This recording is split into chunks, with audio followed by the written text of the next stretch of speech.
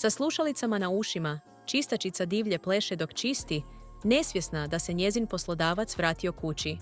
Istovremeno, Ferit je toliko zadubljen u pijenje vode da ne primjećuje da je netko došao, usput skidajući dizajnersku odjeću i šetajući okolo bez majice.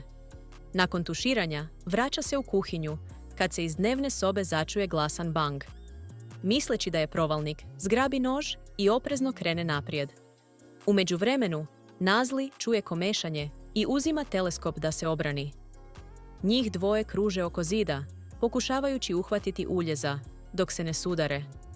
Međutim, ovo nije neki sirovi trenutak ljubavi na prvi pogled. Više kao dvije mačke koje sikću jedna na drugu prvi put kad se sretnu. Unatoč tome što je šarmantan i zagonetan poslovni čovjek, Ferit nije univerzalno obožavan. Sve zbog njegovog perfekcionizma i ekscentričnih navika. Čistačica je dobila otkaz samo zato što nije poravnala sve stolne svjetiljke na točno istoj horizontalnoj razini. Nazli, studentica kulinarstva 3. godine, dijeli stan sa svojom mlađom sestrom i najboljom prijateljicom, ali se bori s plaćanjem stanarine. Jednog dana, čuvši da milijarder nudi visoku plaću za privatnog kuhara, uzbuđeno odlazi na razgovor sa njegovom tajnicom, koja navodi ekscentrična pravila. Prvo, 3 dnevna obroka moraju biti strogo pripremljena prema jelovniku. Improvizacija nije dopuštena. Drugo, svo posuđe mora biti vraćeno na svoje izvorno mjesto nakon upotrebe, čak i bočice sa začinima. Konačno, morate otići odmah nakon kuhanja i ne smijete se zadržavati ili ulaziti u druge prostorije. Inače ćete postati 5. kuhar koji je dobio otkaz ovaj mjesec. Unatoč brojnim zahtjevima, Nazli je voljna prihvatiti ih sve dok je plaća dobra. Nakon kuhanja, promišljeno ostavlja ljepljivu poruku sa savjetima o optimalnom načinu uživanja u obroku, jer misli da je njezin izbirljivi poslodavac starac koji samo pokušava olakšati svoj obrok. Ne sluti da je on zapravo mladi, zgodni tajkun za nekretnine. Kad se Ferit vrati kući, prašina na stolu i ljepljiva poruka na pečnici ga jako naljute. Odmah zove svoju tajnicu da sutra otpusti i kuhara i čistačicu. Ali čim zagrize Nazlin obrok, predomisli se. Nikada nije jeo hranu koja mu tako odgovara. Kaže tajnici da zadrži kuhara, samo neka prestane ostavljati ljepljive poruke. Čistačica, međutim, mora otići. Sljedeći dan, Nazli se pojavljuje na poslu kao i obično, samo da bi dobila upozorenje od tajnice o ostavljanju ljepljivih poruka. Ali ona to ignorira i ostavlja poruku da podsjeti poslodavca. Umak za tjesteninu je u hladnjaku. Ne zaboravite ga preliti prije jela. Srećom, nisu svi hladni ili nekomunikativni kao Ferit. Sin Feritove sestre, to jest njegov nečak Bulut, jako voli ovu živahnu mladu ženu. On preuzima inicijativu da gnjavi Nazli, da se igra s njim i pomogne joj pospremiti. Naprotiv, Ferit se ne slaže s njezinim željama. Ne samo da baca sve njezine ljepljive poruke u smeće, već i premješta sve začine i posuđe koje je ona posložila. Ferit se ponaša kao da ignorira njezine poruke, ali potajno slijedi svaki savjet, samo da bi se na kraju žalio da se ona ne pridržava njegovih pravila. Nazli se toliko naljuti da kupi puno balona i napiše poruke na njima. Ovo smeće izluđuje novu čistačicu. Viče da je obitelj luda i daje otkaz na licu mjesta. Iskoristivši priliku, Nazli nudi tajnici da radi kao honorarna čistačica. Tajnica nema izbora nego pristati i daje joj povišicu jer ne može pronaći nikoga drugog. Na zabavi bogatih ljudi, Nazli i njezina najbolja prijateljica dolaze raditi kao konobarice. Deniz je odmah privučen Nazlinom, živahnom energijom i traži njezin broj telefona. Ona se izgovara da odbije, ne želeći se upuštati u bogatu gomilu, ali njezina prijateljica glumi wingwoman i unosi Nazlin broj u Denizov telefon. Dok poslužuje piće, Nazlina narukvica zapne za Feritov manžet. Pokušava ga polako izvući, nježno ga razmrsiti, ali on iritirano trgne ruku i razbije narukvicu. Nesvjesna da je ovaj arogantni muškarac njezin poslodavac, Nazli se obruši na njega. Nasuprot tome, Dok se Nazli zalaže za pravdu i ponos, njezina prijateljica napušta takva načela, usredotočujući se isključivo na iznuđivanje naknade kao opipljive restitucije. Cijela ova zbrka ostavlja loš prvi dojam jedno o drugome. Sljedeći dan, nakon uzbudljivog pokušaja da uhvati lopova, Ferit konačno shvaća da je Nazli bontovna kuharica. Nazli mu se ponizno ispričava iz straha da će izgubiti posao. Radi njezine dobre kuhinje. On to ne shvaća osobno i kaže joj da ode čim završi svoj posao. Otkako je saznao da Nazli radi u kući njegovog ujaka, Bulut dolazi gotovo svakodnevno igrati se. Njih dvoje upuštaju se u borbu jastucima u dnevnoj sobi, šaljući perje da eksplodira iz poderanih šavova, lebde poput snijega nad mramornim podovima, lijepe se za luster. Kako bi dijete držala podalje od elektronike, Nazli postavlja mali šator u vrtu za iskustvo kampiranja. Kad se Ferit vrati i zatekne kuću u neredu, razbukta se. Umjesto da izgubi živce sa svojim voljenim nečakom, strogo kori Nazli. Bulut se osjeća užasno i tješi Nazli, govoreći: moj ujak možda ponekad bude mrzovoljan, ali je stvarno dobra osoba. Nazli počinje mijenjati svoj dojam kad vidi koliko je strpljiv sa svojim nečakom. Navečer Nazli im poslužuje zdrav obrok i sprema se ići kući.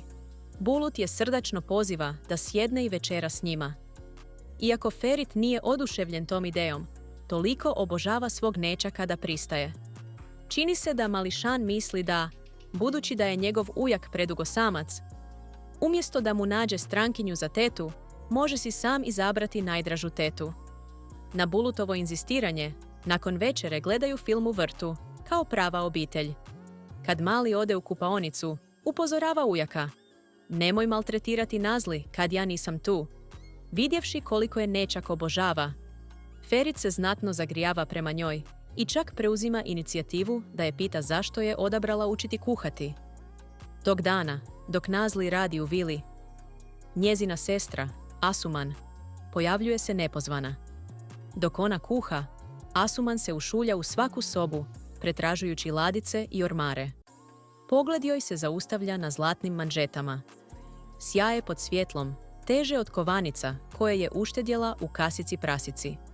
Upravo takav luksuz želi i traži tašta Asuman. Zatim traži od Nazli novac, govoreći da je za rođendanski poklon kolegici iz razreda. Ali čim dobije novac, odlazi u bar poznat kao okupljalište sponzoruša, gdje djevojke hrle flertovati s bogatim muškarcima. Nazli nema pojma o Asumaninim spletkama. Marljivo radi kako bi svojoj sestri pružila bolji život, sve dok joj najbolja prijateljica ne razotkrije sestrinu laž. Bijesna, Nazli upada u bar i uhvati Asuman na djelu, ismijavajući muškarce tamo. Pogledaj ih, dovoljno stari da ti budu otac. Zoveš li ih i ti tata? Njezine riječi tjeraju muškarce da pobjegnu, torpedirajući Asumanin plan da pronađe bogatog partnera. Na izlasku Nazli slučajno naleti na Feritovog rođaka, ne shvaćajući da joj je to umalo uništilo ugled. Studentica bez prebijene pare, koja si ne može priuštiti ni stanarinu, pojavljuje se na samitu Turska-Japan, gdje se okupljaju bogataši noseći svečanu haljinu. Ferit je šokiran i pita što ona radi ovdje. Nazli mu odvraća da ovo nije kuhinja, pa nije kvalificiran da joj naređuje ili zapovjeda. Ispostavilo se da je Nazli duboko zainteresirana za japansku kulturu i čak je uzela japanski kao izborni predmet. Stoga, čuvši za ovaj samit na japanskom jeziku, jedva je dočekala da prisustvuje. Međutim, ona nije jedini neočekivani gost. Kako bi Feritov konkurent mogao propustiti ovu zlatnu priliku za zaradu? Dok Ferit sretno razgovara s japanskim klijentom, konkurent ih prekida licem u lice, pokušavajući ukrasti klijenta. Kaže japanskim klijentima: odabrali ste pogrešnog partnera. Definitivno vam možemo pružiti ne manje od Ferita. Na njegovu žalost, klijent itekako prepoznaje Ferita i uljudno odbija konkurentovu ponudu za suradnju. Nakon toga, klijent odlazi ruku pod ruku sa svojom suprugom. Upravo tada Nazli se okrene i prolje crno vino po cijeloj njegovoj ženi. Vidjevši to, zaštitar glasno grdi Nazli zbog vrijeđanja važnih ljudi, govoreći da ni 10 života ne bi bilo dovoljno da se to nadoknadi. Kad je preplavljena sramom, Ferit joj priskače u pomoć, govoreći da je Nazli njegova prijateljica, i tek tada je zaštitar pušta. Nazli se oprezno prikrada japanskom klijentu i njegovoj supruzi, ispričavajući se na japanskom s zadrškom. Klijent je duboko dirnut, jer se njegova supruga cijelu večer osjećala marginalizirano, govoreći samo japanski. Tek kad Nazli komunicira na japanskom, njegova se supruga konačno opušta i smiješi. Zamijenivši Nazli za Feritovu djevojku, hvale je kao divnu djevojku i kažu da je Feritu čast izlaziti s njom. Naivna Nazli se vrpolji od srama, ali Ferit ne trepne dok je poziva na ples, koristeći priliku da se dodvori klijentu. Kao uspješan poslovni čovjek, on točno zna kako iskoristiti situaciju za osobnu korist. Kasnije, Ferit vodi klijenta i Nazli u svoj dom na piće. Nazlin humor nasmijava klijenta do suza, a njegova supruga toliko joj se svidi da ih poziva da vide cvjetanje trešnje u Japanu. Nazli je presretna jer iz prve ruke doživljava japansku kulturu, a ne samo kroz udžbenike. Nakon što klijent ode, pijana Nazli skupi hrabrost da kritizira Ferita licem u lice, govoreći da je previše poslušan pravilima i dosadan. Umjesto da se naljuti, Ferit joj nudi rame da se nasloni i pohvaljuje miris jasmina na njoj. Iznenađena, Nazli se napola otrijezni, shvati da je prešla granicu i planira otići. Ali onda je Ferit zamoli da ostane ovdje večeras. Prestani se pretvarati da si nevina. Prvo si mi prišla kao kuharica, a onda si mi se uporno nabacivala na zabavama. Zar ne želiš samo biti sa mnom? Ispostavilo se da je tijekom ranijeg sastanka Feritov rođak prepoznao Nazli kao ženu koja je naletjela na njega u baru. Rekao je Feritu da je Nazli nosila seksi haljinu i flertovala sa skupinom staraca sinoć, što je navelo Ferita da pogrešno pomisli da je sponzoruša. Siromašna djevojka se budi u vili uz more od 1000 četvornih metara nakon pijane noći. Kad zbaci poplun i vidi da je gola, ukoči se usred pokreta, razrogačenih očiju. Nazli odmah zove svoju najbolju prijateljicu u pomoć. Najbolja prijateljica dobiva veliku priču i kaže joj da se ponaša kao da se ništa nije dogodilo i pokuša dobiti informacije od Ferita. Nazli mora skupiti hrabrost da pozdravi Ferita vrteći kosu. Ferit odmah shvaća njezinu zabludu i objašnjava da nisu spavali zajedno. Ispostavilo se da ju je Ferit, nakon što ju je ismijao da je proračunata sponzoruša, prošle noću je Nazli eksplodirala od bijesa. Imala je jake bolove u trbuhu, povratila je sve po sebi i smočila se pod tušem. Ferit ju je morao odnijeti u svoj krevet. Nakon što je joj skinuo prljavu haljinu kroz poplun, on je otišao spavati na kauč. Nazli se prisjeća incidenta i optužuje Ferita da je besraman i odvratan. Međutim, Ferit ne priznaje svoju pogrešku i odgovara: ako želiš naći bogatog muža, ja nisam najbolji izbor za tebe. To pogađa Nazli u srž njezina dostojanstva. Slomljena srca i uvrijeđena, daje otkaz odmah, zaklinjući se da ga više neće vidjeti. Sljedeći dan, dok je Nazli još neraspoložena, Deniz je zove i poziva da volontira u skloništu za životinje. Nazli zaboravlja sve brige dok se mazi s mačićima i hrani lutalice, a iskren osmijeh joj obasjava lice. Deniz promatra, opčinjen, svaki smijeh koji joj izmami tjera njegovo srce da brže kuca. U večernjim satima šetaju do plaže i razgovaraju o svakodnevnim temama i svojim idealima. Deniz je povuče do kamiona s tacosima, smijući se dok dijele masni burrito, umotan u aluminijsku foliju. Zatim je povuče na sred ulice, bokovima se njišući uz glasnu salsu. Svaki ritam tjera Nazline tuge. Njezin se smijeh miješa s klicanjem gomile. Kod kuće, Nazli se povjerava svojoj najboljoj prijateljici o oštroj razlici između Ferita i Deniza, unatoč njihovom bogatstvu. Kad bih pitala Ferita da proba uličnu hranu, podsmjehuje se. Vjerojatno bi je poslao u laboratorij na higijensko testiranje. Ipak, Ferit nije negativac kakvim ga ona prikazuje. On je samo bolno nespretan u pokazivanju naklonosti.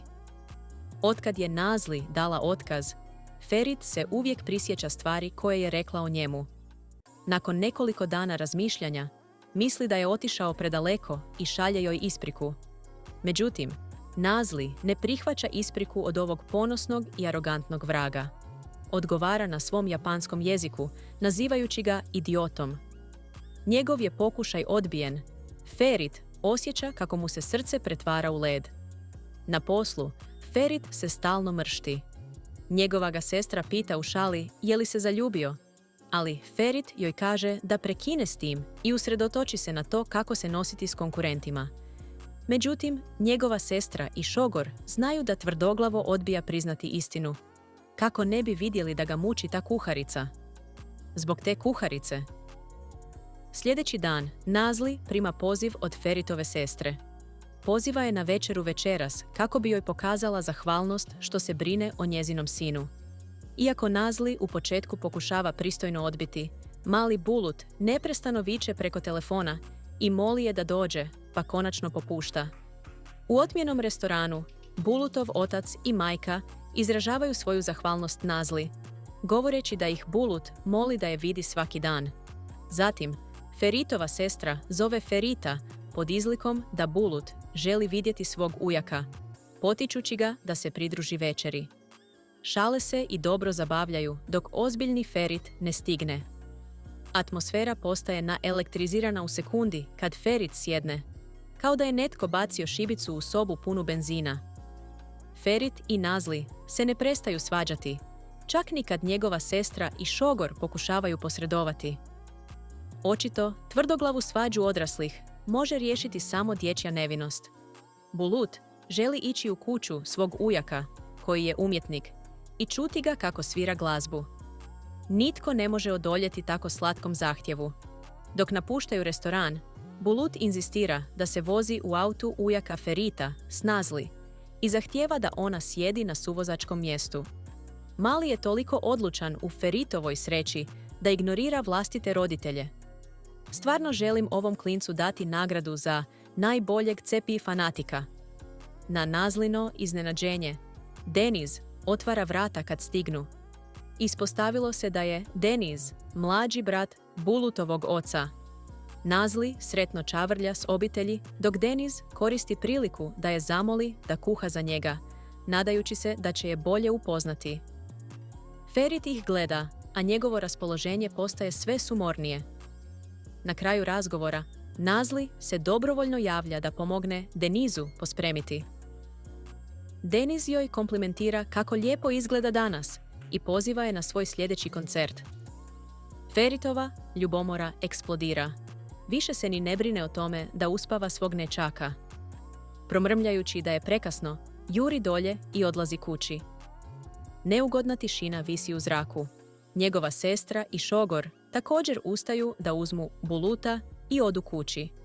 Nitko nije svjestan da ovo označava posljednji put da će obitelj biti zajedno u cijelosti. Kasno sljedeće noći, Ferit prima telefonski poziv u svom automobilu koji ga slama. Mali dječak je previše jadan, u tren oka, odvojen je od svojih roditelja životom i smrću. Čuvši vijest o smrti svoje sestre i šogora, Ferit je katatoničan, nesposoban shvatiti stvarnost. Samo nekoliko sati prije, njegova sestra i šogor su se pridružili Feritu na sastanku za nadmetanje, uspješno osvojivši projekt odmarališta s ponudom od $15 milijuna. Njihovi konkurenti, Hakan i njegova supruga, odmah su izjurili u napadu bijesa. Hakan, nevoljan da popusti, upozorio ih je da se ne uobraze. S tako visokom ponudom, ako ne možete dovršiti projekt, nemojte mi dolaziti prositi.